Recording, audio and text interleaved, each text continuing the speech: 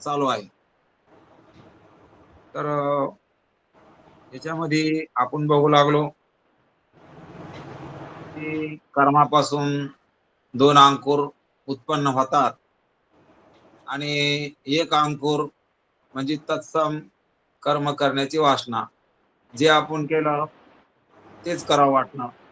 त्याचेच संस्कार मनामध्ये राहून परत-परत तशाच प्रकारची वासना त्या ठिकाणी होणं, ही तत्सम कर्म करण्याची वासना. जसा एखादा पापी असला तर त्याला तसेच पाप करायचे संस्कार त्या ठिकाणी मागच्या जन्मातले या जन्मातले पुढील जन्मात. पुण्यवान असला तर पुण्य करायचे संस्कार मागचे इथं, इथले पुढं. म्हणून अशा प्रकारचे या ठिकाणी हे संस्कार म्हणजे तत्सम कर्म करण्याची वासना आणि परत त्या ठिकाणी त्या कर्मापासून होणारं अदृष्ट तयार. म्हणजे कर्मापासून ते पाप पुण्य आणि त्या पाप पुण्यानुसार सुख-दुःखांचे भोग म्हणजे ते अदृष्ट तयार होतं. आता एक त्या ठिकाणी अदृष्ट जे तयार होतं, त्या अदृष्टातले भोग त्या ठिकाणी अ, ईश्वराची इच्छा आहे. ईश्वरी इच्छेनुसार ते सर्वांना ते भोग भोगावेच लागेल. बरं. आता संत संगतीत आल्यानंतर काय होतं, तर आपल्या ज्या मनामध्ये अ, जे काही संस्कार असतील अशुभ कर्माचे, तर ते अशुभ कर्माचे संस्कार नष्ट होते आणि शुभ कर्माचे संस्कार दृढ होते आणि एका बाबतीमध्ये अशा प्रकारचं तत्सम कर्म करण्याची वासना जे अशुभ कर्म करण्याची वासना असली, तर ते अशुभ कर्म करण्याची वासना निघून जाऊन शुभ कर्म करण्याची वासना तयार होती किंवा शुभ कर्माची वासना असेल, तर ती दृढ होती. हे अशा प्रकारचं हे एका बाबतीमध्ये बदल होऊ शकतो आणि दुसरं जे काही आहे, तर ते अदृष्ट हे अज्ञानी लोकाला त्या अदृष्टानुसार त्यांना भोग व्हावा असं ईश्वर त्या ठिकाणी संकल्प आहे. म्हणून त्यांचे भोग त्याला होतात. असं सुद्धा या ठिकाणी आपण कालच्या चिंतनामध्ये बघितलं. आता ज्ञानी पुरुषाचं वेगळं आहे. ज्ञानी पुरुषाला तो त्या ठिकाणी ह्या सुख-दुःखावर अलिप्त असतो. म्हणून त्याला त्या ठिकाणी भोग होत नाहीत. एका जनार्दनी भोग प्रारब्धाचा हरिकृपे त्याचा नाश झाला. म्हणून ज्ञानी पुरुषाला त्या ठिकाणी आपण काल बघू लागलो, की ज्ञानी पुरुषाला कोणत्या प्रकारचं त्या ठिकाणी त्या भोगापासून दुःख नाही होणं, सुख नाही होणं, म्हणजेच भोगापासून तो अलिप्त आहे.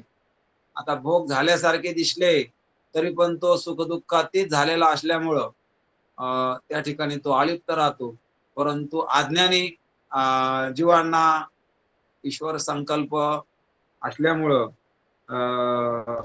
त्याला त्या ठिकाणी त्याचा भोग होतो आणि म्हणून कर्माची 2 फळं इच्छा निष्काम भावनेनं जर कर्म केलं, तर अंतःकरण शुद्धी हे त्याचं फल आहे आणि जर का सकाम भावनेनं कर्म केलं, तर त्या ठिकाणी त्याचं फळ म्हणजे स्वर्गादी लोक आहे.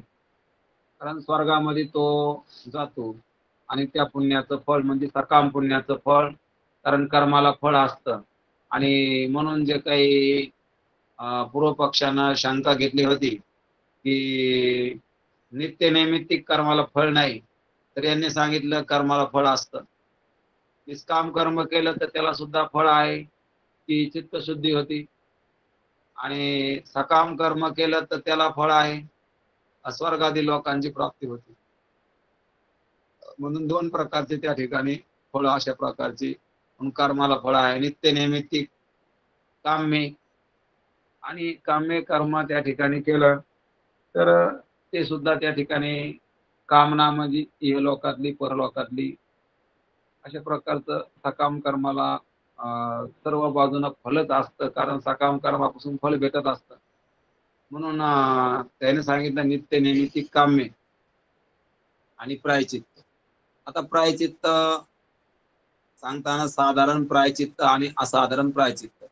तर साधारण प्रायचित्त आपण बघितलं की नामस्मरण, गंगा स्नान आणि असाधारण प्रायचित्त म्हणजे त्या कर्मापुरतं. जसं संन्याशानं त्या ठिकाणी जर द्रव्य घेतलं तर 3 दिवस उपवास करणे, द्रव्य त्यागपूर्वक, द्रव्य त्याग करून 3 दिवस उपवास, हे त्याचं प्रायचित्त. आणि म्हणून त्या कर्मानुसार त्या प्रकारचे प्रायचित्त हे झालं असाधारण प्रायचित्त. म्हणून ह्या ठिकाणी आपल्याला सांगताना सांगितलं की प्रायचित्तानं सगळ्यात त्या ठिकाणी पाप निवृत्त होईना असं नाही, असं पूर्व पक्षाला उद्देशून त्या ठिकाणी सिद्धांती सांगायला लागले की ते पाप होईल किंवा अनेक जन्मात जे काही पाप झाले ते एका जन्मात कसं काय निवृत्त होते, अशी शंका उपस्थित केली.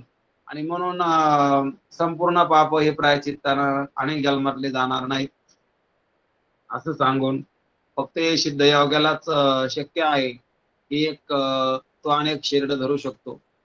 आणि असं सांगताना सिद्ध योग्य पुरुषास पुष्कळ तऱ्हेने सामर्थ्य असले तरीही त्याला ब्रह्मज्ञाना वाचून मोक्ष नाही. म्हणून सिद्ध योग्याला जरी करता सामर्थ्य असलं तरी पण त्याला सुद्धा ब्रह्मज्ञाना वाचून मोक्षाची प्राप्ती होत नाही, हे सुद्धा या ठिकाणी सांगायला लागले. कारण मोक्षाची प्राप्ती व्हायला ब्रह्मज्ञानच लागत असतं. आणि म्हणून मोक्ष केवळ जीवब्रह्मैक्य ज्ञानानेच होईल, म्हणून दुसऱ्या कोणत्याही उपायानं मोक्ष होणार नाही. आणि म्हणून त्या ठिकाणी मोक्षाला कारण जे काही त्याने सांगितलं की ज्ञानानेच मोक्ष होतो. आणि ते ज्ञान म्हणजे जीव ब्रह्मैक्य ज्ञान, जीव हा ब्रह्मस्वरूप आहे अशा प्रकारचं ज्ञान यानंच काय होतो, मोक्ष होतो, अशा प्रकारचं या ठिकाणी सांगायला लागले. म्हणून ज्ञानाला कारण काय, जीव ब्रह्मैक्य ज्ञान. तसं त्याने सांगितलं की स्वप्नामध्ये मिथ्या पदार्थ प्रतीत होतात, त्यांची जागृती वाचून अन्य उपायानं निवृत्ती होतच नाही. स्वप्नामधले मिथ्या पदार्थ निवृत्त करायचे असले तर जागृती वाचून त्याची निवृत्ती होणं शक्य नाही आणि त्याला जागच व्हावं लागेल. तशा प्रकारचं या ठिकाणी ह्या ज्ञानाची आत्मज्ञान रूप जी निद्रा, त्याच्यामुळे ही मिथ्या प्रतीती यायला लागली. म्हणून जे काही ह्या जगताची प्रतीती यायला लागली याला कारण काय, आपल्या स्वरूपाची झोप म्हणजे अज्ञान. मला मी कोण आहे असं स्पष्ट ज्ञान नसल्यामुळं हे जगताची प्रतीती यायला लागली. म्हणून जगताची प्रतीती जी यायला लागली याला कारण मला मी कोण आहे अशा प्रकारचं ज्ञान नाही. आणि हे ज्ञान नसल्यामुळं जगताची प्रतीती यायला लागली. जसं स्वप्न हे जो झोपी गेला त्याला त्या ठिकाणी मिथ्या, त्या स्वप्न त्याला त्या ठिकाणी पडतं आणि तिथं त्याला त्या मिथ्या वस्तूची प्रतीती येते. प्रतीती म्हणजे अनुभवाला येतात, परंतु जाग झाल्यावर त्यातलं काही सुद्धा खरं नाही असं आपल्याला बघायला मिळतं. तशा प्रकारची इथं सुद्धा त्या ठिकाणी ब्रह्मज्ञान झाल्यावर, मला मी कोण आहे कळाल्यावर, या जगतरूपी जे काही प्रतीती येणारा हा सर्व काही प्रपंच हा मिथ्या आहे असं त्या ठिकाणी लक्षात येतं. आणि म्हणून असं या ठिकाणी दुसऱ्या तरंग आता या ठिकाणी संपलेला आहे आणि त्याचं रहस्य म्हणून त्याच्यातला काही भाग या ठिकाणी त्यांना जो सांगावा वाटला महत्वाचा, ते आता थोडा सांगणार आहेत. म्हणून त्याला तात्पर्य अशा प्रकारचं त्या ठिकाणी रहस्य म्हणून त्याचं त्या ठिकाणी सांगणार आहेत. तर ते आपल्याला या ठिकाणी बघायचं आणि ते आपण बघू. म्हणून या तरंगात अधिकारी, विषय, प्रयोजन आणि संबंध यांचे विस्तृत वर्णन केले आहे. म्हणून अधिकारी, विषय, प्रयोजन आणि संबंध या अनुबंध चतुष्टय याचं पहिल्या बी तरंगामध्ये आणि दुसऱ्या पण तरंगामध्ये विस्तृत अशा प्रकारचं वर्णन या ठिकाणी आलेलं आहे. कारण दोन्ही पण तरंगामध्ये ह्या अनुबंध चतुष्टयाचंच याच्यावरच त्या ठिकाणी बोलले. पहिल्या तरंगामध्ये थोडं या ठिकाणी याचं वर्णन त्या ठिकाणी केलं आणि दुसऱ्या तरंगामध्ये विस्तृत अशा प्रकारचं ह्या अनुबंध चतुष्टयाचं वर्णन आलेलं आहे आणि ते आपण दुसऱ्या तरंगात या ठिकाणी बघितलं.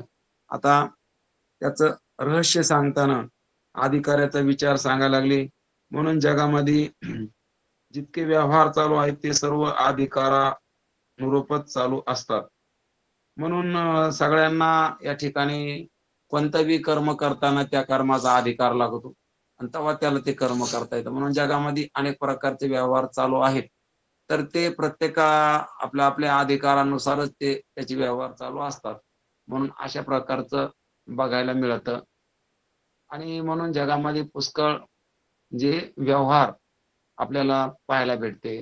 मग आता कोणी व्यवहार चतुर माणूस लागतो व्यवहार करायला. व्यवहार चतुर माणूस असला तरच त्याला त्या ठिकाणी व्यवहार करता येतो. बाकीच्याला त्या ठिकाणी व्यवहार सर्वांना नाही करता येत आणि म्हणून त्या कामामध्ये तो त्या ठिकाणी असतो. जसं भांडी करायसाठी कुंभारच लागतो. एखादे सोन्याचे अलंकार करायला सोनारच लागतो. म्हणून अशा प्रकारचं प्रत्येकाच्या अधिकारानुसार त्याला ते कर्म करता येतं. प्रत्येकाच्या अधिकार त्या ठिकाणी त्याला त्या कर्माचा अधिकार असतो किंवा त्याला त्या कर्माबद्दल यथायोग्य अशा प्रकारची माहिती असते आणि म्हणून त्याला ते वस्तू करता येते. पण आपण पाहिलं की प्रत्येकाचा अधिकार भिन्न-भिन्न आहे. म्हणून प्रत्येक अनाधिकारी माणसानं एखादा व्यवहार केलाच त्या व्यवहाराचे योग्य फळ त्याला प्राप्त होत नाही. ज्याला जो अधिकार नाही, त्यानं तो व्यवहार केला तर त्याला त्याचं फल प्राप्त होत नाही. म्हणून त्याला त्याचं फल प्राप्त होण्यासाठी त्याच्यात ती योग्यता अशा प्रकारची असावं लागते. आणि असं आपल्याला या ठिकाणी पाहायला भेटतं. आणि म्हणून जर पाहायला गेलं संसारामध्ये, तर ह्या संसारामध्ये आहे त्या स्थितीमध्ये कोणी सुद्धा समाधानी नाही. हे पण आपल्याला पाहायला भेटतं, की प्रत्येक जण त्या ठिकाणी दुःखी आहे. ब्रह्मज्ञानी पुरुषा वाचून प्रत्येक जण त्या ठिकाणी दुःखी आहे आणि आहे त्या स्थितीत समाधानी नाही. फक्त या ठिकाणी ब्रह्मज्ञानीच असा एक आहे, की आहे त्या स्थितीमध्ये तो समाधानी आहे किंवा समाधानाने राहू शकतो. बाकीचे कोणी पण या ठिकाणी समाधानाने राहू शकत नाही.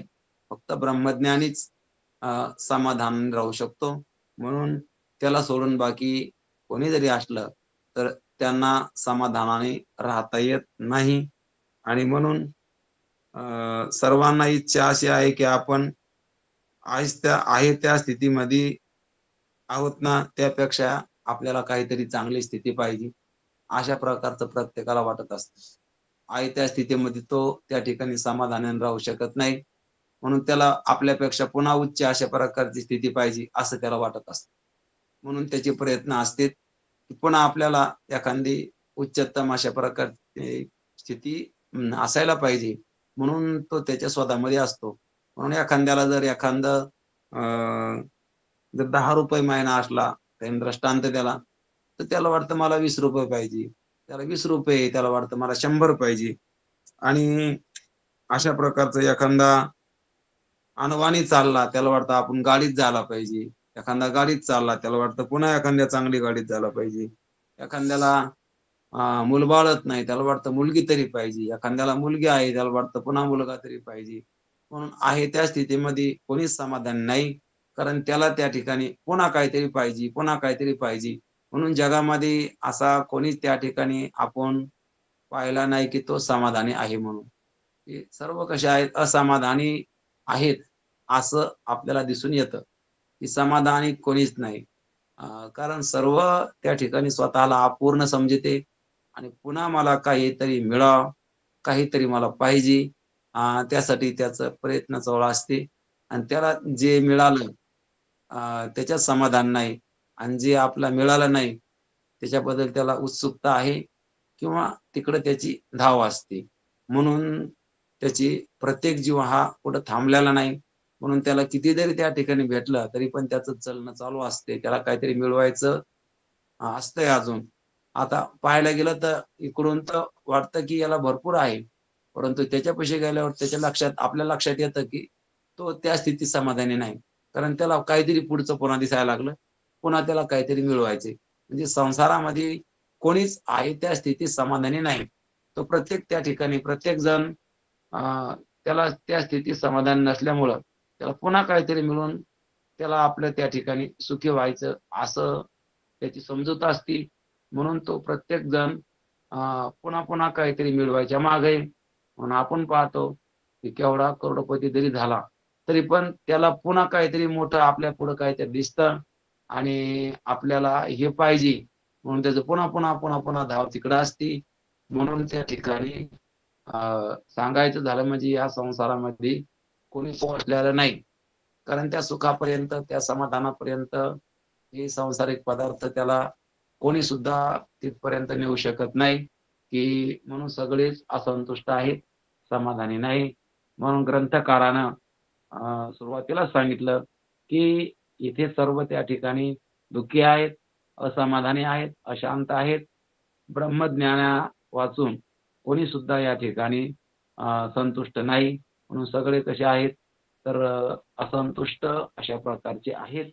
म्हणून कारण त्यांचे प्रयत्न थांबलेले नाहीत आणि त्या ठिकाणी त्यांना जे मिळालं त्याच्यात ते संतुष्ट नाहीत.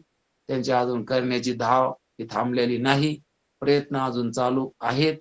म्हणून काही जरी मिळालं तरी प्रयत्न त्यांना अजून काहीतरी मिळवायचं बाकी आहे, असं त्यांच्या दृष्टीनं. म्हणून त्याचे सतत त्या ठिकाणी प्रयत्न चालू असतात. आणि म्हणून या ठिकाणी आपल्याला प्राप्त स्थितीमध्ये कोणी सुद्धा संतुष्ट नाही. म्हणून मी कृतार्थ झालो असं कोणीच म्हणत नाही. कल्पनेपेक्षा एखाद्या वेळी अधिक लाभ झाला तरी तितक्या वेळेपुरताच. आता कल्पना करा, की एखाद्याला काहीतरी थोडं मिळवायचं, परंतु जास्त मिळालं. परंतु तरी सुद्धा तितक्या वेळेपुरता आनंद होतो. पुन्हा त्याला ते कमीच वाटतं. पुन्हा काहीतरी जास्तीचं मिळवायचं त्या ठिकाणी तो धावपळ करीत असतो.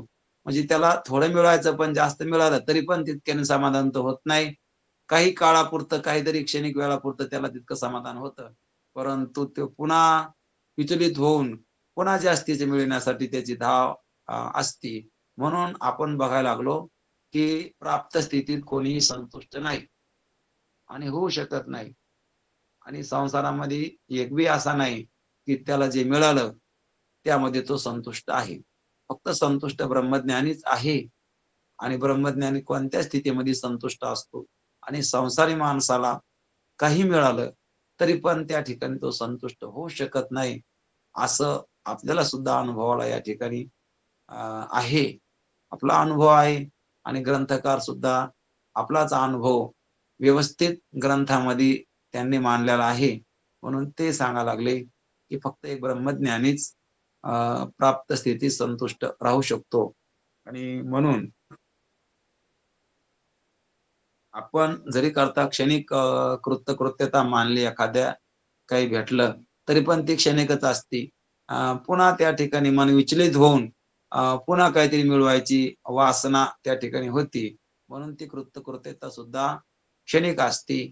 म्हणून या ठिकाणी अ, या स्थितीमध्ये समाधानी कोणीच नसलं तर हे सुद्धा आपल्याला पाहायला मिळतं. म्हणजे संसारामध्ये कोणीच समाधानी नाही किंवा कोणीच त्या ठिकाणी शांत झालेला नाही, कोणी सुखी झालेला नाही. हे अशा प्रकारची या संसाराची स्थिती आहे. आणि म्हणून जिच्या प्राप्तीनंतर प्राप्तव्य राहत नाही, तीच खरी कृतार्थता आणि तीच खरी प्राप्ती. कारण जिची प्राप्ती झाली असता पुन्हा काही प्राप्त करायचं राहत नाही, ती खरी कृतार्थता आहे आणि तीच खरी त्या ठिकाणी प्राप्ती आहे.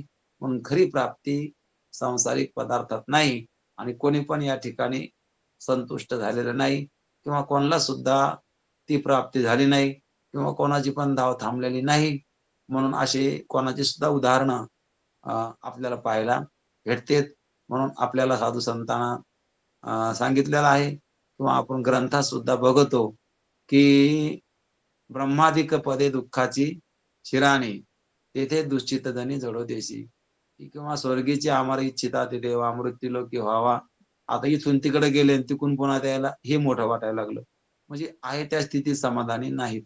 आता इथं त्या ठिकाणी इथून ते तिथं अमृत प्यायला गेले आणि पुन्हा तिथून त्याला इथं मृत्यूलोकामध्ये येण्याची वासना व्हायला लागली. म्हणून अशा या ठिकाणी प्राप्त स्थिती संतुष्ट नाहीत, हे पाहायला मिळतं. आणि म्हणून खरी कृतार्थता तीच, की जिची प्राप्ती झाली असता पुन्हा काही प्राप्त करायचं राहत नाही. जे मिळालं असता पुन्हा काही मिळवायची इच्छा राहत नाही. अशा प्रकारचं जे काही प्राप्ती, तिला खरी कृतार्थता म्हणायची आणि ही कृतार्थता संसारात नाही.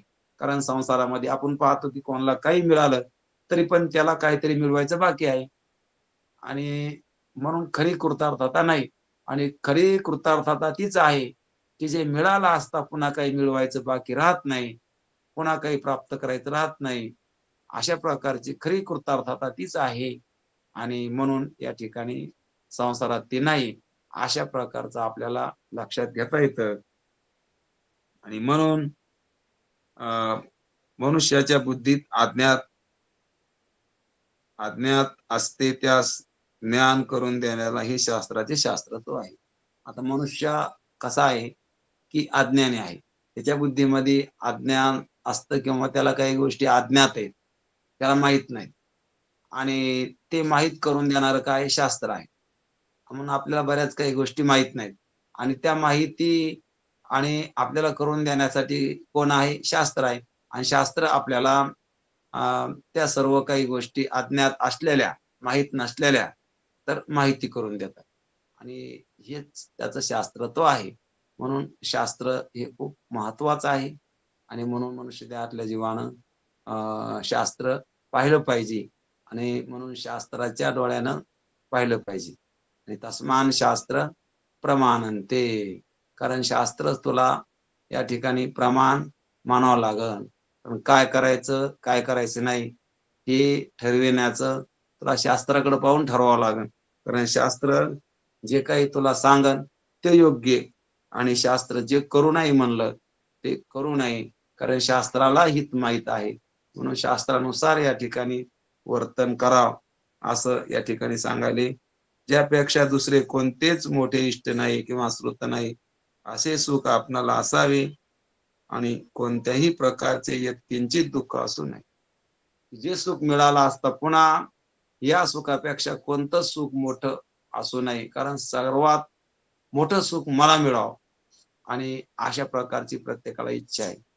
म्हणजे सर्वांना ब्रह्मसुखाची इच्छा आहे आणि म्हणून अ, ब्रह्मसुखच असं आहे, की सर्वांना सकल दुःख निवृत्ती आणि परमानंदाची प्राप्ती. की जे सुख मिळालं असतं, ज्या सुखापेक्षा दुसरं सुख कोणतंच मोठं नाही. त्या सुखाची सर्वांना काय ओढ आहे आणि म्हणून त्या सुखासाठी तो अखंड झटत असतो आणि म्हणून या स्थितीत जीवमात्रांना सर्वांची इच्छांचा अंतर्भाव होतो. हीच स्थिती कारण याच्यामध्ये सर्व जीवांच्या इच्छेचा अंतर्भाव होतो. कारण सर्व जीवांना एकमेव इच्छा आहे, की दुःखरहित अशा प्रकारचं सुख असावं. असं सुख असावं, की त्या सुख सर्वात त्या ठिकाणी मोठं असावं आणि त्याच्यात दुःखाचा संबंध अजिबात नसावा आणि ही त्या ठिकाणी सर्व जीवांना काय इच्छा आहे. आणि यामध्ये सर्वांच्या इच्छेचा अंतर्भाव होतो. कारण सर्वांना इच्छा काय सुखाची आहे. आणि कोणतं सुख? की ज्या सुखाला त्या ठिकाणी दुःखाचा लवलेश सुद्धा नाही आणि ज्या सुखाला अ, दुःखाचा लेस नाही, अंत नाही आणि अविनाशी अशा प्रकारचं सुख, नित्य सुख आणि सर्वात मोठं असणारं सुख. म्हणून सर्वांना अशा सुखाची काय इच्छा आहे आणि प्रत्येक जीव त्या खऱ्या सुखासाठी किंवा त्या मोठ्या सुखासाठी प्रयत्न करीत असतो. आणि त्याची काय अशा प्रकारची भाव आहे. आणि असं सुख म्हणजे त्या ठिकाणी मोक्ष सुख आणि त्याला शास्त्रात ब्रह्म अशी संज्ञा आहे. आणि या स्थितीलाच काय म्हणलेलं आहे? मोक्ष म्हणलेला आहे. परमानंदाची इच्छा आहे म्हणजे सर्वांना मोक्षाची इच्छा आहे. त्यालाच या ठिकाणी शास्त्रात ब्रह्म म्हणलेलं आहे. थोडक्यात सांगायचं म्हणजे उच्च स्थिती, मोक्ष आणि ब्रह्म हे एकच अर्थीय शब्द आहेत. आता उच्चतम स्थिती, ब्रह्म, मोक्ष म्हणून सर्वांना अशा प्रकारची इच्छा आहे. म्हणून एक अर्थी शब्द आहेत. मोक्ष काय, ब्रह्म काय या ठिकाणी आणि हे अशीच इच्छा सर्वांना असल्यामुळं सर्वांना या ठिकाणी अशा रीतीने मोक्षाचे स्वरूप शास्त्राप्रमाणे निश्चित झाल्यानंतर त्या मोक्ष प्राप्तीची साधने शास्त्रात सांगितले आहेत. आता मोक्ष असं सुख म्हणजे मोक्ष आहे. आता मोक्ष प्राप्तीचे साधन सुद्धा शास्त्रात सांगितलेले आहेत. आपण बघितलं. कारण या अध्यायामध्ये आपण अधिकारी, विषय, संबंध, प्रयोजन, अनुबंध चतुष्टय बघताना अधिकाऱ्यांचे लक्षण याच्यामध्ये आपण जे बघितलं की विवेक, वैराग्य, आणि समाधी षटक आणि उद्धार व्हायची वासना, जिज्ञासा, तळमळ, संसार बंधनातून निवृत्त होण्यासाठी जी काही तळमळ असती त्याला मुमुक्षत्व हे आपण अधिकाऱ्याच्या लक्षणामध्ये बघितलं.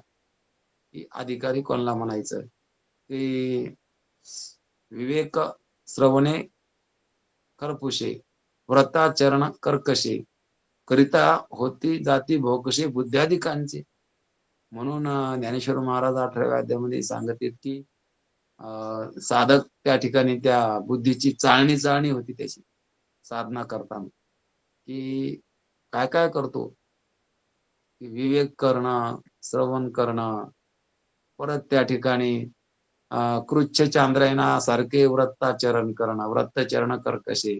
म्हणून असं त्या ठिकाणी बुद्धी अशी त्या ठिकाणी चाळणी होती. म्हणजे त्याला त्या मोक्ष सुखाची इच्छा असल्यामुळे तो अशा प्रकारची साधनं करून ते आपलं जे काही ध्येय असतं ते प्राप्तीसाठी अविरत त्याचे प्रयत्न असते. म्हणून काही मी उद्धार पावेन, काही कृपा करेल नारायण, ऐशे तुम्ही सांगा संत जन, करा समाधान चित्त माझे. म्हणून समाधान मला या ठिकाणी करा, म्हणून तो संताला शरण जातो आणि माझा उद्धार व्हावा अशी एकमेव त्याला या ठिकाणी इच्छा असते आणि त्याला म्हणायचं मुमुक्षु. त्याची तळमळ असते आणि तो त्या ठिकाणी अधिकारी असल्यामुळं म्हणून अधिकारी होण्यासाठी पूर्वजन्मामध्ये त्याला अनुष्ठान केलेलं असल्यामुळे त्याला, जसं आपण गीतेमध्ये बघितलं की पूर्वी त्या ठिकाणी त्या रस्त्याने चालत असता परमार्थ मार्गानं साधन त्या ठिकाणी करीत असता त्या ठिकाणी अचानकच त्याला त्या जन्मामध्ये ते साधन साध्य प्राप्त झालं नाही आणि मध्यंतरी काही विक्षेप आल्यामुळं पुन्हा पुढच्या जन्मामध्ये त्याला त्या ठिकाणी मनुष्य देह भेटून पुन्हा त्याला परत त्या ठिकाणी परमार्थाचं साधनाला तो लागल्यामुळं मग त्याचं पूर्वजन्मातलं जे काही केलेलं तप म्हणा, भक्ती म्हणा, ज्ञान म्हणा, तर ते फळाला येऊन परत त्या ठिकाणी मग तो योगभ्रष्ट म्हणजे पूर्वजन्मातली साधना असल्यामुळं पुन्हा त्याला इथं काढायला काही जास्त सायास लागत नाही आणि कोणी कोणी या जन्मामध्ये या ठिकाणी आपली साधना अनुष्ठान करून तो त्या बोधावर येऊ शकतो आणि अंतःकरणाची स्थिरता संपादन केली. कोणी की ज्यानं पूर्वजन्मी विहित कर्मानुष्ठान किंवा अंतःकरण शुद्धी किंवा या जन्मामध्ये साधना करून काय केलं, तर त्यानं आपलं अंतःकरणाची स्थिरता करून घेतली, आपलं अंतःकरण स्थिर केलं आणि मग आत्मज्ञानाची इच्छा असल्यामुळं विवेक, वैराग्य अशा प्रकारची साधना केली. विवेक केला, वैराग्य, समाधी षटक, मुमुक्षुत्व ही अधिकाऱ्याचे लक्षण या ठिकाणी या तरंगामध्ये आणि पहिल्या तरंगामध्ये आपण या ठिकाणी बघितलेलं आहे. अधिकाराचे लक्षण सांगितले, ही साधन संपत्ती ज्याच्याजवळ नसेल तो वेदांत शास्त्राचा अधिकारीच नाही. कारण वेदांत शास्त्रांचा अधिकारी व्हायसाठी ही साधन संपत्ती लागते. कारण ही संपत्ती सांगितली, कारण ही या साधनांचे, कारण ज्याला मोक्षाची प्राप्ती करून घ्यायची त्याच्याकडे ही साधन संपत्ती लागत असते, म्हणून याला संपत्ती म्हणलेलं आहे. जसं आपण व्यवहारामध्ये सुद्धा काही आपल्याला घ्यायचं असलं तर त्याच्याकरता संपत्ती लागत असते आणि मग तसं या ठिकाणी सुद्धा आपल्याला असं परमानंद सुख आणि मोक्षाची प्राप्ती म्हणजेच परमानंद सुख या ठिकाणी परमानंदाची प्राप्ती करून घ्यायला काय लागत, हे अधिकार लागतो. मग अधिकाऱ्यामध्ये विवेक लागत, वैराग्य लागत, समाधी षटक लागत आणि संसार बंधनातून निवृत्तीची तळमळ लागते. आणि हा अधिकार ज्याला आहे तर तो परमार्थामध्ये अधिकारी आहे आणि त्या अधिकाऱ्याला अशा प्रकारचं त्या ठिकाणी वेदांत शास्त्र त्यालाच अवगत होत असतं. ज्याच्याकडं अशा प्रकारचा अधिकार नसल त्याला या ठिकाणी वेदांत शास्त्र अवगत होत नाही किंवा त्याच्या लक्षात येत नाही आणि तो इथपर्यंत येऊ शकत नाही. म्हणून या ठिकाणी अधिकारी होण्यासाठी अशा प्रकारचे या ठिकाणी साधना लागत असते. म्हणून आपण या तरंगामध्ये याचा विचार पाहिला. आता जगाचा विचार सांगताना सुद्धा या ठिकाणी लोक अनेक प्रकाराने जगाचा या ठिकाणी विचार करताना बघितलं की हे जग कुठून आलं, याच कसं उत्पन्न झालं असं, याच्यावर आपण शंका समाधान बघितलेलं आहे. की मग जगाचा विचार करताना मग आता ह्या आता जे जग दिसलं, ह्या जगाला पूर्वी जगाचे संस्कार, आता पूर्वी जगात आला त्याच्या पूर्वीचे संस्कार, त्याच्या पूर्वीच्या जगात आला त्याच्या पूर्वीचे संस्कार. पण असं पाहता पाहता मग आता त्याने सांगितलं की मग असं कुठपर्यंत मग असे संस्कार जे पूर्वीचे पाहिलं तर सगळ्यात पूर्वी जग हे कुठून आलं, मग अशा प्रकारची शंका उपस्थित होती. म्हणून आता या ठिकाणी वेदांताने सुद्धा असं उत्तर देताना त्याला सांगितलं की मग कोणते संस्कार, ते म्हणले अनादि म्हणा त्याला. अनादि संसार माळेच्या ठाई नित्य विषय सेविले पायी ते जडले चित्ताच्या ठाई तेने अनिवार्य पायी जन्म मरा. संसाराला त्याने अनादि म्हणून काही गोष्टी त्याने अनादि सांगितल्या, आपण ते सुद्धा बघितलं की म्हणून हे काय, तर समाधान सांगताना वेदांत शास्त्रांना अशा प्रकारचं संयुक्तिक त्या ठिकाणी शंकेचं समाधान सांगता येत नाही. त्यावेळी मुस्कटबाजीचे उत्तर वेदांती देतात. वेदांती ज्ञानी म्हणजे पूर्ण ब्रह्माच्या वाटेल तसे आचरण का करतो, तर त्याला उत्तर प्रारब्ध आहे. आता कोणी कोणी त्या ठिकाणी वेदांत शास्त्राला विचारतं की ब्रह्मज्ञानी वाटेल तसं आचरण का करतो, मग त्याने उत्तर दिलं त्याला त्या ठिकाणी कसं आहे, तर ब्रह्मज्ञानी त्याच्या अदृष्टानुसार वर्तन करतो. त्याचं अदृष्ट असतं आणि त्या अदृष्टानुसार, कारण ब्रह्मज्ञानाला सुद्धा त्या ठिकाणी अदृष्ट असतं, त्याला ते खोटं वाटतं. परंतु जसं आपण बघतो की पंचकर्णात दृष्टांत आला की जसं त्या ठिकाणी एखादा बाण त्या ठिकाणी मारला एखाद्या धनुर्धाऱ्यानं, लक्ष त्या ठिकाणी साध्य केलं बाणानं, तरी पण त्या बाणाचा वेग आहे तोपर्यंत तो बाण जाणारच. अशा प्रकारचं या ठिकाणी ज्ञान झालं तरी पण आता अदृष्ट जे असतं ते ज्ञानाला सुद्धा त्या ठिकाणी ते अदृष्ट कर्माचा भोग होत असतो. म्हणून अदृष्टामध्ये त्याला सुद्धा त्या ठिकाणी काही तडजोड नाही करता येत. ते अदृष्ट त्या ठिकाणी भोगावं लागतं. आणि म्हणून हे सांगताना उत्तर तर वेदांती उत्तर देतात की ज्ञानी पुरुष तुम्ही म्हणता अशा प्रकारचं यथेष्ट आचरण कसा करतो, तर त्याला कारण प्रारब्ध आहे. कारण प्रारब्धानुसार तो त्या ठिकाणी त्याचं आचरण घडत असतं. आणि म्हणून अशा उत्तर जसा प्रश्न तसं उत्तर, म्हणून अशा प्रकारचे त्यानं सरळ उत्तर दिलं की जगत उत्पत्तीला संस्कार कुठून आला पहिल्या जगाला, तर त्यांचं सरळ उत्तर आहे तर अनादि आहे. अनादि म्हणल्यावर त्या ठिकाणी मग थांबलं, कारण त्यानं उत्तर दिलं असतं की पूर्वीच्या जगाचा संस्कार, पण असं पूर्व पाहत गेलं तर मग काहीतरी एखादं तरी पूर्व मानावं लागेल ना. म्हणून त्यानं सांगितलं की अनादि जे काय की जगत अनादि आहे. म्हणून अशा प्रकारचं वेदांतांनी उत्तर दिलं. आता निर्विकार ब्रह्माच्या ठिकाणी जगत उत्पत्तीचा विकार कसा झाला, तर त्याला पुन्हा उत्तर दे मायेनं झाला. मग अशा प्रकारचे वेदांत्यानं समर्पक अशा प्रकारचे उत्तर दिले. आता निर्विकल्प अशा प्रकारचं निर्विकार, कोणत्याच ठिकाणी विकार, कोणता विकार ज्याला नाही असं ब्रह्म, निर्विकार ब्रह्म आहे.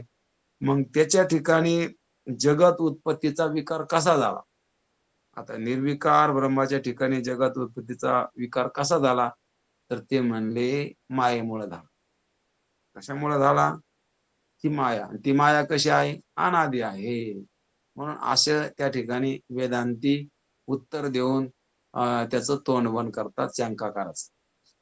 कारण मायेमुळे झाला ना. या ब्रह्माच्या ठिकाणी जगत उत्पत्तीचा विकार कशामुळे झाला, तर मायेमुळे झाला. मग मध्यंतरी जगत आलं की माया म्हणावं लागतं. कारण जसं मुलगा झाला म्हणल्यावर पत्नी मानावं लागते मध्यंतरी, कारण पत्नीशिवाय नाही. तशा प्रकारचे मग आता जगत उत्पत्ती मानली म्हणजे मायामध्ये मानावं लागते.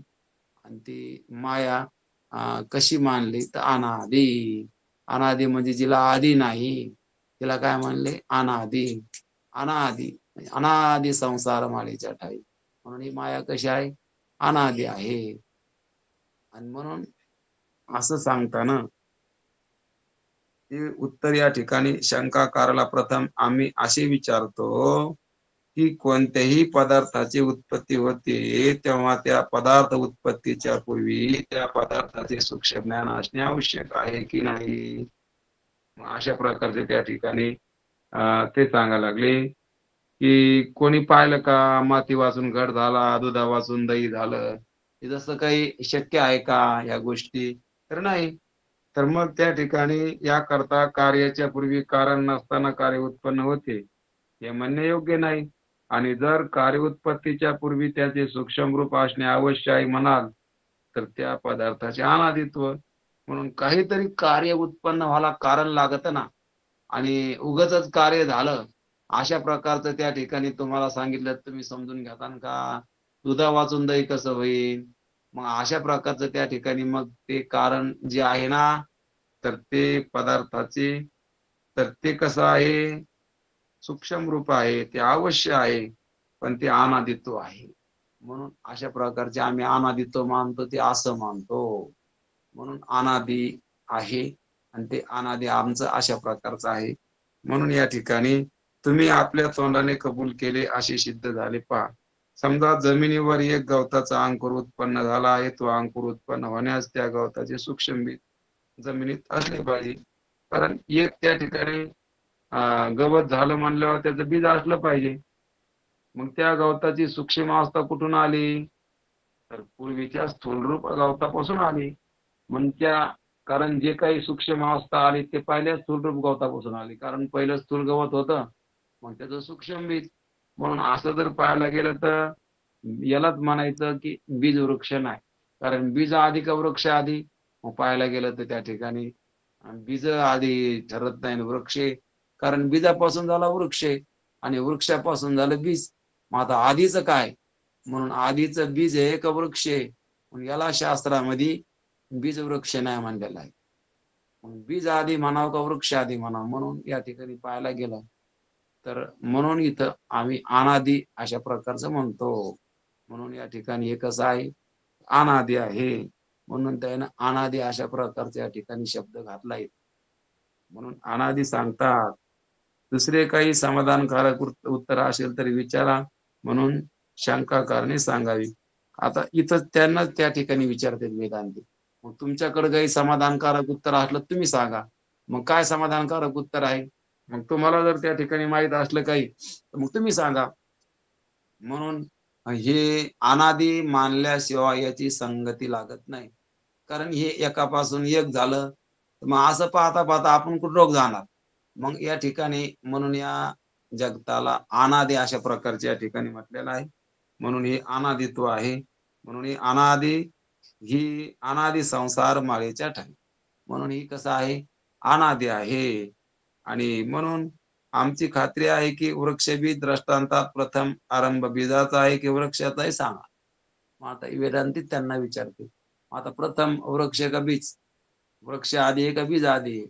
म्हणून या ठिकाणी सूक्ष्म रूप मानावं लागतं आणि ते अनादी आहे. असं जगाची संगती लावताना या ठिकाणी यायनं अनादी अशा प्रकारचं, अनादी आहे असे उत्तर देण्याशिवाय दुसरे समाधानकारक उत्तर कोणत्याही चतुर्बुद्धीच्या पुरुषाला देता येणे शक्य नाही. मग किती चतुर असू द्या, त्यांना अशा प्रकारचं उत्तर देता येणं शक्य नाही. अनादी सांगावं लागतं. कारण काय सांगणार आहे? मग आता म्हणून जगताचं उत्तर देताना पाहायला गेलं तर मग आता एक पूर्वीचे आदित्य आहे, त्याच्या पूर्वीचे आदित्य आहे. म्हणून त्याला उत्तर त्या ठिकाणी सापडत नाही. म्हणून अनादी म्हणल्याशिवाय भाग नाही आता. आणि म्हणून या ठिकाणी त्याच्याशिवाय संगती लागत नाही. आणि जर तुम्हाला काही वेगळं माहीत असलं, तर मग तुम्ही सांगा. असं म्हणजे या तरंगामध्ये आपल्याला जे काही विषयाची सिद्धी सांगायला लागली. अधिकारी पाहिला आपण, विषयाची सिद्धी. आणि म्हणून अनुबंध चतुष्टयाचा जो काही विचार केलेला आहे, अनुबंध चतुष्टयाचा सविस्तर अशा प्रकारचे या तरंगात विचार केला. तर त्याचंच या ठिकाणी जे काही महत्वाचे मुद्दे आहेत, तर ते ह्या तरंग रहस्यामध्ये सांगायला लागले. पण आता जो या ठिकाणी विषयाची सिद्धी अ, हे या ठिकाणी सांगताना अ, आपणाला या ठिकाणी हेच आता सिद्धांती सांगायला लागले, की जगताच्या अनादित्वाविषयी विचार. कारण आता जगतच या ठिकाणी अनादी आहे याच्यावर विचार करायचा आणि विचार करताना मग आता या जगाची उत्पत्ती त्या ठिकाणी मानली तर एकापासून एक मानले तर कौरक मानणार आणि दिसतं त्याची संगती लावावी लागते. कारण जसं आता त्यानं दृष्टांत द्याला, की दही दिसायला लागलं म्हणल्यावर दूध मानावं लागेल ना. म्हणून असं त्या ठिकाणी प्रत्येक पदार्थ हे सूक्ष्म आहे आणि तो अनादी आहे. कारण स्थूलाचं कारण सूक्ष्म आणि तो ते पदार्थ अनादी आहेत, असं त्या ठिकाणी मानावं लागतं. आणि जर का तुम्हाला दुसरं एखादं उत्तर माहीत असलं, मग तुम्ही या ठिकाणी सांगा, की आम्ही ते मान्य करू. आणि म्हणून असं त्या ठिकाणी अ, वेदांत्यांना त्यांना प्रतिप्रश्न केलेला आहे. म्हणून त्या पूर्व पक्षाला कशा प्रकारचं उत्तर द्यायचं, तर हे वेदांत्याला चांगलं माहीत असतं. आणि म्हणून आता अशाच प्रकारचं त्यांचं आता या ठिकाणी थोडा वेदांताचा विषय त्यानं त्या ठिकाणी दिलाय आणि याच्यामध्ये देताना आपण थोडं त्या ठिकाणी मागच्या या तरंगामध्ये अ, बघितलं जीवब्रह्माची ऐक्यता, याच्यामध्ये रज्जू सर्पदृष्टांत, अनेक प्रकाराने या ठिकाणी जगताची असिद्धी आहे आणि ब्रह्मच या ठिकाणी सत्य आहे. अशा प्रकारचं या ठिकाणी बघताना आणि हाच सविस्तर विचार पुढं आपल्याला या ठिकाणी 4थ्या तरंगामध्ये बघायचा आणि हे बघतानाच जो काही अनिर्वचनीय ख्याती, तर ही या तरंगात थोडाफार सांगण्याचा प्रयत्न सिद्धांताने केला, की आ आणि तिचंच वर्णन पुढं त्या ठिकाणी आता आपल्याला बघायचं, की दिसत असताना प्रपंच सिद्ध होत नाही. दिसायला लागला त्याची संगती लावायची. कारण जर नाही म्हणा, तर या ठिकाणी दिसायला कसा? म्हणून दिसायला लागला म्हणून खोटा म्हणता येत नाही आणि टिकत नाही म्हणून खरा म्हणता येत नाही. म्हणून दिसतो म्हणून खोटा म्हणता येईना, टिकत नाही म्हणून खरा म्हणता येत नाही. म्हणून सत सताहून विलक्षण म्हणजे वेगळाच आहे. सत म्हणता येत नाही, असत म्हणता येत नाही. म्हणून जसं दृष्टांतामध्ये त्यानं सांगताना सांगितलं, की कसा वांझेचा मुलगा असत आहे, कारण तो अनुभवाला येत नाही. आणि म्हणून तसं जग असत म्हणता येत नाही, कारण दिसायला लागलं. बरं दिसायला लागलं पण सत म्हणता येत नाही, कारण टिकत नाही म्हणून. म्हणून हे सत सताहून विलक्षण अनिर्वचनीय याच्याबद्दल काही बोलता येत नाही. अनिर्वचनीय आणि पुन्हा पुढं मिथ्या शब्द घातला. म्हणून हे सत्य नाही आणि याच्यावरच त्या ठिकाणी आपला जो सिद्धांत आहे, ब्रह्मसत्य, जगत मिथ्या. कारण म्हणून आपल्याला मी कोण आहे कळण्यासाठी जे काही जगताचा भ्रम आडवा यायला लागला. आता जगत म्हणल्यावर या देहापासून तर ह्या सर्व काही प्रपंचापर्यंत हे सर्व जगतच आहे. पिंडी देह स्थिती ब्रह्मांडी पसारा. हरिविना सारा व्यर्थ भ्रम. म्हणून सर्व काही भ्रम आहे. कारण म्हणून जसं आपण बघतो, की अगोदर या देहालाच मिथ्या ठरवावं लागतं. म्हणून अगोदर याला मिथ्या ठरविल्यावर जगाला मिथ्या ठरविणं सोपं जातं. आणि याला जर आपण मी मानल्यावर जगताला खोटं ठरवता येत नाही. म्हणून जगत खोटं ठरायचं असलं तर अगोदर देहाला खोटं ठरवावं लागतं. आधी आपल्या आपण याते नाशी, मग उतरे या कशी.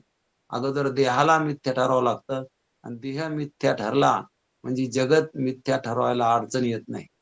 म्हणून आधी देह तव काय खरा, देह संबंधी पसारा, बुजगावणे चोरा, रक्षणाचे भासते.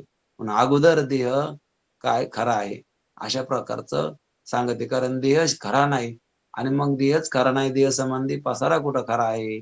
जसं महाराज सांगत होते, की अगोदर बुडातला डेरा जर फोडला, तर वरचे मडके फोडायचं काम नाही.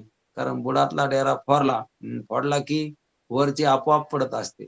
तसं अगोदर या ठिकाणी देह मी नाही असं सिद्ध झालं, की मग बाकी सर्वच त्या ठिकाणी खोटं ठरायला काही अशा प्रकारची अडचण येत नाही.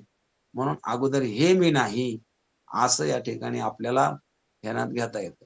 आणि हे विचारानं आपल्याला लक्षात घेता येतं, की हे मी का नाही? हे माझं का नाही? याला कळत नाही आणि मला कळतं. मग ज्याला कळतं तो मी. आणि ज्याला कळत नाही तो मी नाही. म्हणजे कळणारी वस्तू मी आहे आणि मी कळणारी वस्तू आहे म्हणजे देहाला कळत नाही आणि कळत नाही म्हणजे तो जड आहे. त्याच्यामध्ये कळण्याचा अनुभव घ्यायला लागला. जसं पाणी गरम आहे असं वाटायला लागलं, पण गरम पाना हा अग्नीचा आहे, पाण्याचा नाही. कारण पाणी गरम असायला तर कधी गरम लागायला लागलं. मग कधी-कधी पाणी गरम लागतं, पण कधी लागतं? अग्नीच्या संपर्कात आल्यानंतरच पाणी गरम लागायला लागतं.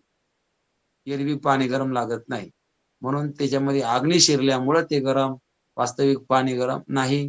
तशा प्रकारचे इथं जीवामुळं या ठिकाणी जिवंत आहे आणि वास्तविक या ठिकाणी जे काही कळणं आहे, तर ते कळणं जीवाचं आहे म्हणजे आपलं आहे आणि ही जड वस्तू आहे. कारण हे पंचभूत जड आहे. त्याला कळत नाही.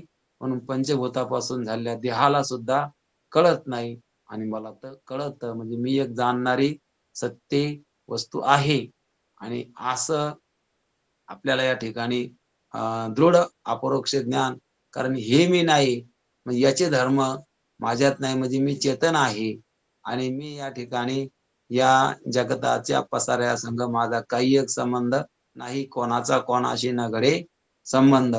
आहे शुद्ध बुद्ध ठाईचे ठाई. म्हणून या ठिकाणी कोणाचाच संबंध या ठिकाणी माझ्या संग नाही. कारण मी एक सत्य वस्तू आहे, ज्ञानस्वरूप आहे. तसं अग्नीचा संबंध कोणत्याच लाकडासंग नाही किंवा कोणतंच लाकूड म्हणजे अग्नी नाही. तशा प्रकारचं या ठिकाणी कोणतीच वस्तू या ठिकाणी मी नाही, माझी नाही. मी ज्ञानस्वरूप आहे. असा निश्चय या ठिकाणी आपल्याला करता येतो आणि असंच निश्चय करून त्या बोधावर राहणं, चिंतनाच्या जोडी हाची लाभ घडोघडी तुम्ही वसवणी अंतरी मज जागवा श्रीहरी. कारण मला या ठिकाणी अशा प्रकारचं चिंतनाच्या अ, जागेवर किंवा चिंतनावरच जागे ठेवा, असं या ठिकाणी चिंतने चिंतने तद्रुपता. मला या चिंतनाच्या जोडीला ठेवा आणि असं जर त्या ठिकाणी आपल्याला बोध झाला, तर जे काही मिथ्या संसार आहे, तर तो मिथ्या आहे असं कळन. आणि नाही जर बोध झाला, देहावरच राहिलो, तर हा नसलेला संसार सत्य आहे, अशा प्रकारची भ्रांती होईल. म्हणून संसार मिथ्या आहे कळायसाठी अगोदर देह मिथ्या आहे, हे कळणं महत्वाचं आहे. कारण देह मिथ्या आहे, असं लक्षात आलं, की सगळं त्या ठिकाणी जगत मिथ्या आहे, असं कळायला अडचण येत नाही. आणि देह मिथ्या ठरला, की काही अडचण नाही. देह सत्य वाटला, की मग सर्व काही सत्यच वाटत असतं आणि म्हणून देहच अगोदर या ठिकाणी देह मी नाही, देह माझा नाही, देह खरा नाही. म्हणून अशा प्रकारच्या 3 गाठी पाडल्या. मी, माझं असं वाटायला लागलं, पुन्हा खरं वाटायला लागलं. पण खरं बी नाही, मी बी नाही. कारण मी का नाही? तर मला कळतं आणि याला कळत नाही. माझं का नाही? तर माझ्या वस्तूवर माझी सत्ता असते. आणि खरं का नाही? तर ते टिकत नाही. म्हणून सत्य नाही आणि मी कसा आहे? मी सच्चिदानंद स्वरूप आहे. मी सत्य आहे. तुका म्हणे तुझी खरा, हेर वावगा पसारा. मी नावाची वस्तू खरी आहे आणि मला सोडून सर्व काही पसारा आहे. म्हणून या ठिकाणी पिंडी देह स्थिती ब्रह्मांडी पसारा हरिविन सारा व्यर्थ भ्रम. कारण या ठिकाणी हे हरी नाही म्हणजे परमात्मा नाही, हा भ्रम आहे. म्हणून या भ्रमाला या ठिकाणी आपण भ्रमच वाटला पाहिजे आणि यासाठी संतांच्या युक्त्या आपण ध्यानात आणल्या पाहिजे. जसं आपण जागृत झाल्यानंतर स्वप्न या ठिकाणी बिलकुलच खरं वाटत नाही, की असं वाटतं, की जेव्हा पडलं होतं तेव्हाच ते खरं नव्हतं आणि आता तर नाहीच. पण तेव्हाच त्या ठिकाणी ते नव्हतं. तशा प्रकारचे हा प्रपंच तर आता तर नाहीच. परंतु जेव्हा मला पूर्वी अ, खरा वाटला होता किंवा या जगाचे जे संस्कार आहेत, तर ते सुद्धा त्या ठिकाणी खोटे आहेत. असं त्या ठिकाणी वाटू लागतं, की जसं स्वप्न खोटं आहे, तसं हा सुद्धा खोटा आहे. कारण ते मी पाहिलं आणि हे सुद्धा मी पाहायला लागलो आणि त्याला सोडून मी असतो, ह्याला सोडून सुद्धा मी असतो. म्हणजे माझं असणं त्या ठिकाणी अबाधित आहे. कारण माझ्या असण्याला याची गरज नाही. हे नसलं तरी मी असतो आणि म्हणून याच्या असण्यावर माझं असणं नाही. मी असणे स्वरूप आहे, असं आपलं त्या ठिकाणी खरं स्वरूप आपल्या ध्यानात घेता येतं.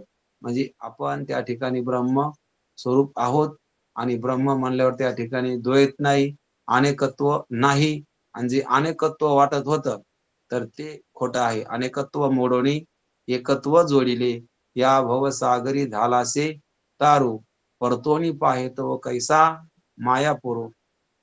आणि हे जे सर्व घडलं, तर हे संतांच्या, श्री गुरूच्या कृपेनं जे मला जसं आहे, तसं अशा प्रकारचा बोध आणि हाच बोध या ठिकाणी दृढ करणं. कारण जो बोध झाला, तर तो दृढ झाला पाहिजे. कारण दृढ झाल्यावर तो त्या ठिकाणी आत्मसात होत असतो. म्हणून अपरोक्ष ज्ञान, दृढ अपरोक्ष ज्ञान सांगितलं त्या. नुसतं ज्ञान का? तर दृढ. कारण ते पक्कच व्हायला पाहिजे. तेलाला मी या ठिकाणी कोण आहे, अशा प्रकारचं पक्क झालं, तर आम्हाला मी कळत असतं, की मी या ठिकाणी ब्रह्म आहे. ब्रह्म माझ्याहून वेगळं नाही.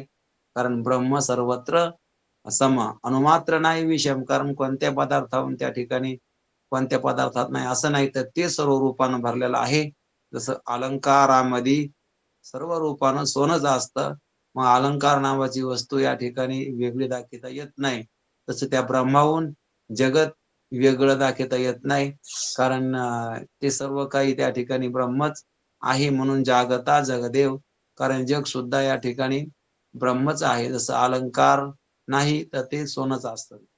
किंवा समुद्रावर जे काही लाटा, तरंग, ते सर्व पाणीच असतं. म्हणून त्या ठिकाणी अनेक रूपानं जरी त्या ठिकाणी अनुभवाला आलं, तर ते पाण्याशिवाय दुसरं काही नाही. तसं या ठिकाणी सुद्धा अनंत रूपी अनंत वेशे देखिले म्यात्यासी, बाप रखुमादेवर खुन बांधली कैशी. अनेक रूपामध्ये हा परमात्माच आहे, असं आपल्याला ध्यानात घेता येतं. आहे परमात्मा आधीमध्ये अंती, अवघा हरी एक. तसं आधी सोनं होतं, अलंकार घडले तेव्हा सोनंच आहे आणि अलंकार मोडले तरी सोनंच आहे. कारण अलंकार घडण्यापूर्वी तरी सोनंच. अलंकार जरी म्हणले, तरी पण म्हणायला अलंकार नासायला सोनंच आहे. आणि आता तरी मोडल्यावर तरी सोनंच राहिलं. म्हणून जगत उत्पत्तीपूर्वी ब्रह्मच आहे. जगाच्या रूपानं तरी ब्रह्मच आहे. त्या ब्रह्मालाच जग म्हणायला लागले. आणि जग जरी गेलं तरी राहिलं काय? ब्रह्मच आहे. म्हणून आदिमध्ये अंती अवघा हरी एक. एकाचे अनेक एका हरी. म्हणून सगळा परमात्मा एक आहे आणि ते एकाचेच या ठिकाणी अनेक रूपानं या ठिकाणी दिसायला लागलं, पण मुळामध्ये एक आहे. म्हणून एक हरी आत्मा जीव शिव सम. कारण एकच आहे आणि एकापासून अनेक. जसं एकाच सोन्यापासून अनेक अलंकार आणि अनेक अलंकार एक सोनं. किंवा एका कापसापासून अनेक कपडे आणि अनेक कपडे म्हणजे एक कापूस. तसं या ठिकाणी एकच ब्रह्मापासून अनेक त्या ठिकाणी सर्व काही आणि अनेक या ठिकाणी सर्व पदार्थामध्ये एक ब्रह्म. म्हणून त्या ठिकाणी अनेकत्व सिद्ध होत नाही आणि एकच या ठिकाणी ब्रह्म आणि ते माझ्याहून वेगळं नाही. असं या ठिकाणी सिद्धी. कारण जगत खोटं म्हणलं की मी ब्रह्म ठरायला अडचण नाही. जगत खरं म्हणलं की ब्रह्म ठरायला अडचण येते. म्हणून ज्ञानेश्वर महाराज सांगते, करीतशी आड वारा विश्वाभास व्हा. म्हणून या जगताला उडून द्यायचं म्हणजे जगत खोटं आहे असं ठरलं, की मग राहिलेलं काय उरला तो अवघा हरी. आपणा बाहेरी न लगे ठाव धुंडावा. म्हणजे राहिलेला कोण आहे? परमात्माच आहे. तो आपल्याहून वेगळा आहे असं त्या ठिकाणी नाही. तर आपल्या सगळं त्या ठिकाणी तो परमात्माच आहे असं ध्यानात घेता येतं. आता या ठिकाणी आपण थांबू आणि आता पसायदान होईल. आता विश्वात्मके देवे, येणे वागयत्ने तोचावे, तो मज द्यावे पसायदान. जे खळाचे व्यंकटी सांडो, कया सत्कर्मे रती वाढो, मोठा परस्परे पडो मैत्र्यो, दुरितांचे तिमिर जावो, विश्व तो धर्म सूर्य पावो, जो जे वाढो